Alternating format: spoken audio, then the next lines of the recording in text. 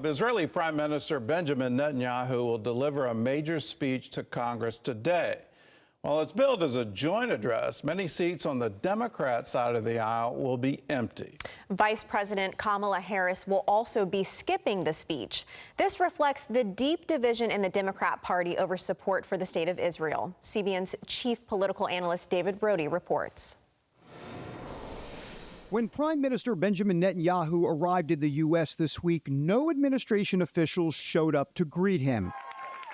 Vice President and soon-to-be presidential nominee Kamala Harris also chose a campaign event over attending Netanyahu's speech to Congress, something vice presidents typically do. I'm not surprised that some of the more radical members of the Democratic conference may boycott, but it's shameful when their top leadership is so willing to abandon a key ally. This is due to a party in deep division over Israel.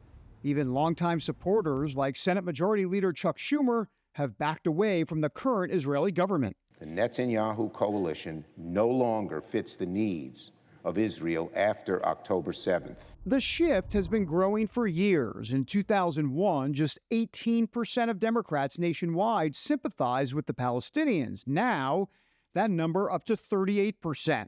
And in today's war between Israel and Hamas, more than half of Democrats, 53%, believe Israel is committing genocide against Palestinian civilians. Former New York State Assemblyman Dov Hikind says his former party is now unrecognizable. I was a Democrat as an elected official for 36 years, but and now I'm a Republican, and it's obvious why. Because the Democratic Party has abandoned Israel. And on Wednesday, there will be dozens of empty Democrat seats when Netanyahu speaks as a protest against Israel's war effort. Some have said they'll disrupt his address. They don't want to show up, don't show up. The show will go on, the applause will go on. Netanyahu will present the reality of what Israel is faced with. While the Biden administration is taking criticism for not being more supportive of Israel, the loudest voices in this intra-party division are coming from far-left members. There are a few anti-Israel voices that have emerged in this party, just as there are in the Republican Party. We're doing our best to combat those voices, to make sure that they don't build more support from other members, but also to defeat them. Mark Mellman's group, Democratic Majority for Israel, helped already defeat one anti-Israel member of Congress, Jamal Bowman, who lost his New York primary. Now they're targeting congressional squad member Cori Bush in Missouri. Mellman says that while defeating anti-Israel members of Congress is important, there's a major PR battle to be won, especially among younger liberals. There's no question that a lot of young people particularly have been taken in by this misinformation. Those young people are going to become a majority, and those older people are going to be gone. And the reality is we have to make sure that those younger people in the population at large are as supportive of Israel as their parents and grandparents were. If that's the goal, then the polling suggests mainstream pro-Israel Democrats have their work cut out for them. David Brody, CBN News, Washington. Well, all of us who support Israel, all of us who stand with Israel have our work cut out for us. And you just have to look at the ratios. The pro-Palestinian posts on TikTok and Instagram outnumber the pro-Israel posts 54-1. Those are ratios that over time, if you have a deluge of pro-Palestinian sentiment, how do you stand against that? When you dig into it, when you go to protesters on Columbia campus or University of Pennsylvania campus and you ask them, well, when you're chanting from the river to the sea, Palestine will be free, what river are you talking about? And they can't name the Jordan River.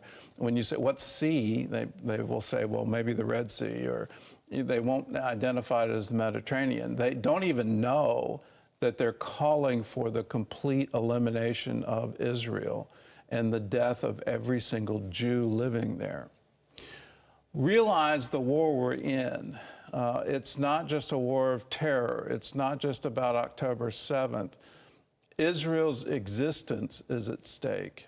For the architect of October 7th, Yahya Sinwar, from a tunnel in Gaza, what he is saying currently, this isn't months ago, currently, I have Israel right where I want them. He didn't care about the people of Gaza. He didn't care that even his own family was going to be in a tunnel in Gaza. He didn't care about any of that. He has been dedicated his whole life to eliminating Israel. That's the genocide. And for 53% of Democrats to say they believe Israel's trying to commit genocide, they are severely misinformed. Let's get the good news out there. Let's talk about Israel as the only democracy in the Middle East. Let's talk about Israel as the place where all religions are thriving. It's the only country in the Middle East where the Christian population is actually growing. For Muslims, they have rights to all their holy sites. They have rights to the Temple Mount, which is unbelievably significant when you understand where that is in Jewish history. For them to say it's an apartheid state, at the same time they have complete rights to vote. Muslim members of the Knesset are voting this week, and you know, how has truth been turned on its head? Let's get out there with the correct news, with the correct view, the view based and informed by history, that the Palestinians have never wanted peace, and the whole stage has been set for them to wipe Israel off the map. That has been their goal since 1948. Let's recognize that. And it was a phrase developed by Israeli politicians back in the 1960s. The Arabs never miss an opportunity to miss an opportunity. They have never wanted peace. After the '67 war, Israel offered all the land back. The West Bank, the Temple Mount, they offered it back. What did they want in exchange? They wanted peace. They wanted recognition. And in Khartoum, in Sudan, the Arab nations got together and they came out with the three no's.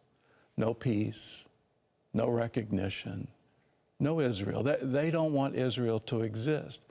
Let's have that be the message to the world, and in that message, realize America needs to stand with